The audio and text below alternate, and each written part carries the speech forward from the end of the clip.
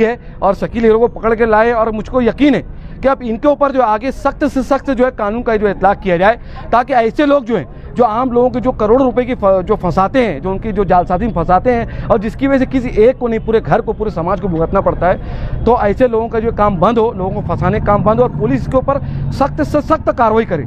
मकोका अगर लागू होता है वो लागू। मोअज़्ज़िज़ धपाटे साहब इनकी कोर्ट में जो है क्रिमिनल केस चल रहा है, जिसमें शकील हीरो वगैरह ऐसे 9 आरोपी हैं कुल। इन्होंने ज़मीन का जो है एक जो मुन्ना भाई साइकिल वाले जो हैं, इनकी ज़मीन के ताल्लुक से उन्होंने जालसाजी की, फसलों की करोड़ों रुपए की, उसके ताल्लुक से इन्होंने एक FIR रजिस्टर कराई थी और उस ताल्लुक से जो है इनके ऊपर जो है चार्जशीट दाखिल हो गई है। ये 9 जो पूरे मुजरिम है ये सब चार्जशीटेड है।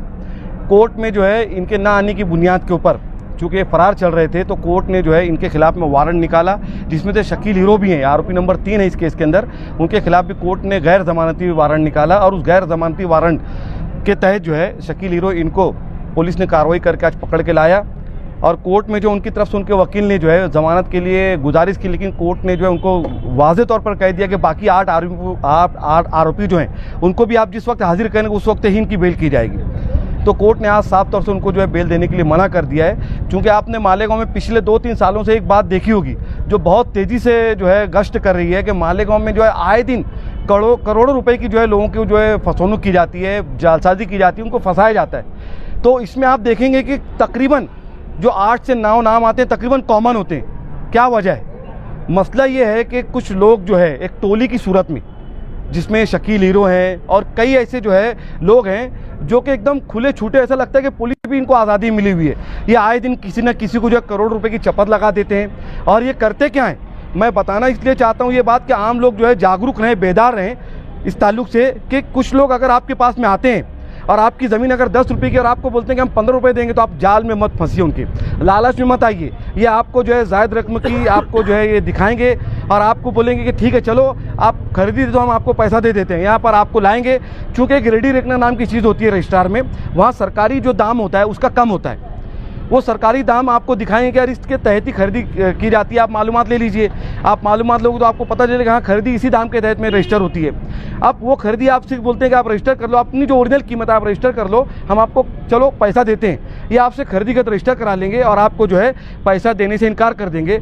अब उसके बाद जो है आप पूरे गाँव में और कोर्ट में जो है ये रजिस्टर्ड खरीदी खत बताने लगते हैं, देखो हमने कानूनी तरीके से खरीदा है, ये हमारे पास रजिस्टर्ड दस्तावेज है।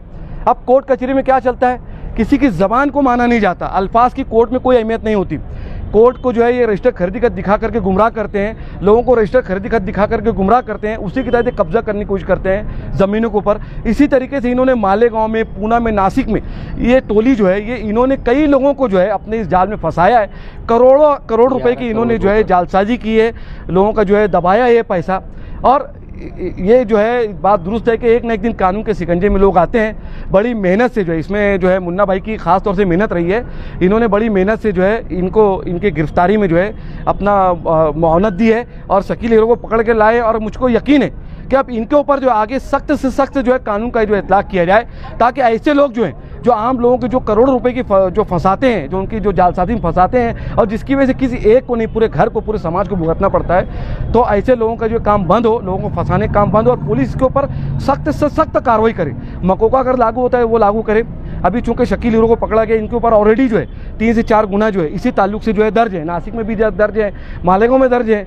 तो क्या वजह है कि ये लोग इतने आज़ाद छूटे हुए? तो मैं पुलिस से भी मांगनी करूंगा कि ऐसे लोगों को जो है कानून की गिरफ्त में ला करके सख्त से सख्त सज़ा देवें, ताकि कोई और जो है किसी को फंसाने की हिम्मत ना कर सके, आम लोग जो इसमें फंसे हैं उसको हिम्मत ना कर सके। देखो क्रिमिनल केस जब किसी को आप मारेंगे तो उस अकेले को आप मारते हैं, लेकिन अगर किसी की फसोनुक करते हैं करोड़ों रुपए की, तो यकीन मानिए उसका पूरा घर फंसता है, पूरा समाज फंसता है, पूरा व्यापार फंसता है।